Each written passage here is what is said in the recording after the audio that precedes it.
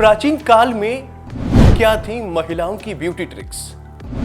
भारतीय ग्रंथों में श्रृंगार को लेकर कैसी थी जानकारी?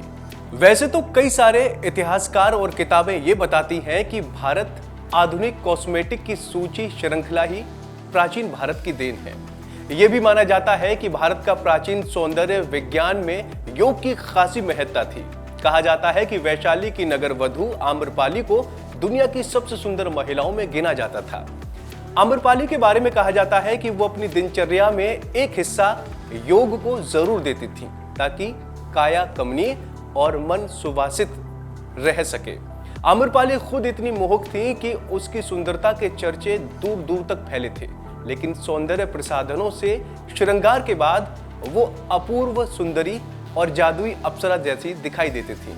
अगर भारतीय महिलाओं की बात करें तो वो अपने मोहक रंगरूप और चमकती आंखों के कारण सबसे सुंदर मानी जाती थी। लेकिन कहा जाता है कि सबसे पहले चेहरे पर मेकअप की शुरुआत प्राचीन मिस्र में हुई। तब महिलाएं वहां रसायनों और अन्य उत्पादों से बने लेपों को चेहरे पर सुंदर बनाने के लिए इस्तेमाल करने लगी। इतना ही नहीं, वो सिर पर मुकुट भी पहना करती थी ताकि उनकी सुंदरता में और निखार आ सके।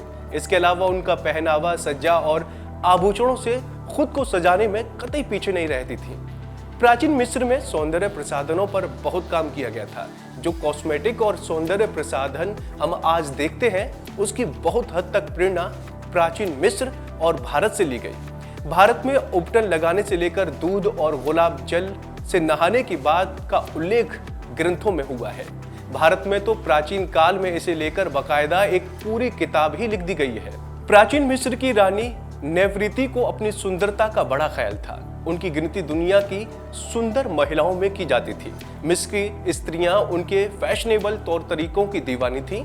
इतना ही नहीं, उन्हें सुंदर रखने के लिए उनकी दासियां खूब जतन करती थीं। उन्हें जैतून के तेल, तमाम तरह के इत्रों से रोज मला जाता था, लेप लगाए जाते थे, फिर बाल, आंख, कान, मुंह सज्जा से लेकर वस्त्र सज्जा होती थी।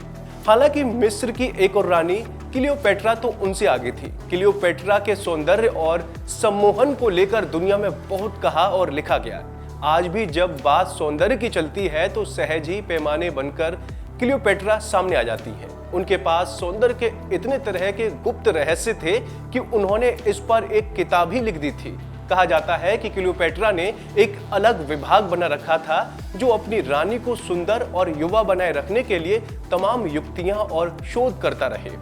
सही मायनों में दूध और गुलाब के स्पा को मिस्र की इस चर्चित और बेइंतहा सुंदर रानी ने सबसे ज्यादा लोकप्रिय बनाया।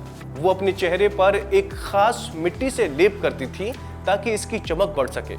उनके लंबे बालों में रोज एक खास तरह की से वितिकाएं गूंथी जाती थी। आंखों में आईलाइनर होता था, होठों का खास मेकअप होता था। शायद वो दुनिया की पहली ऐसी स्त्री होंगी जिसने अपने राज में सौंदर्य से आभूषण, वस्त्र और प्रसाधन उद्योग को प्रेरणा देने का काम किया।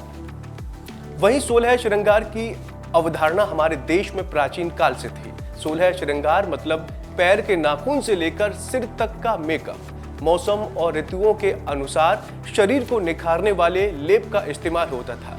ठंड के मौसम में लेप अलग हुआ करते थे और गर्मी के मौसम में लेप अलग हुआ करते थे। भारत में खास सौंदर्य के कामों में तेलम यानी तेल और घृत यानी मक्खन या घी का इस्तेमाल होता था। यही नहीं, भारत में तो धार्मिक तौर पर दांतों, मुंह और होठों की सज्जा पर जोर दिया जाता था। इसे सौंदर्य के साथ स्वच्छता से जोड़कर भी देखा जाता था। इतना ही नहीं, मुगल काल में महिलाएं मानती थीं कि पान के पत्तों को चबाने से सौंदर्य बढ़ता है, इसलिए आवश्यकता के तौर पर वो इसे खाया करती थीं। ये न केवल उनके होठों को लाल रखता था बल्कि दांतों की भी रक्षा करता था। हालांकि प्राचीन यूनान में सौंदर्य प्रसाधनों के इस्तेमाल के पैमाने अलग थे। वो शरीर की बनावट पर ज्यादा ध्यान देते थे, इसलिए उनकी सुंदर महिलाएं हमेशा कम मेकअप में नजर आती थीं। हाँ, मेकअप में वो शहद और जैतून के तेल के इस्तेमाल पर खास जोर देती थीं। बालों की सज्जा पर खास जोर होता रहता था। वहीं जापान में प्राचीन काल में गीसाएं आंखों के गहरे मेकअप पर काफी जोर देती थीं। जापानी महिलाओं की सुंदरता की माप उनके लंबे बालों से भी होती थी। इसका आदर्श पैमाना होता था कमर से कम 2 फीट नीचे तक आते हुए बाल। अगर बात ब्रिटेन की करें तो ब्रिटेन में क्वीन एलिजाबेथ के दौर में वो सुंदरता का प्रतिमान मानी जाती थी। ब्रिटेन में तब कॉस्मेटिक के इस्तेमाल को बहुत अच्छी निगाह से नहीं देखा जाता था, क्योंकि वो मानते थे कि इससे त्वचा के सतह पर ऊर्जा रुक जाती है, जिससे नकारात्मकता हावी हो सकती है। चेहरे को निखारने के लिए कच्चे अंडे के सफेद हिस्से का इस्तेमाल होता था। वैसे हैरानी की बात है कि श्वेत त्वचा पर निखार बना रहे, इसके लिए एलिजाबेथ दौर की महिलाएं आर्सेनिक का सेवन करती थीं। हालांकि इससे उनकी उम्र कम हो जाती थी।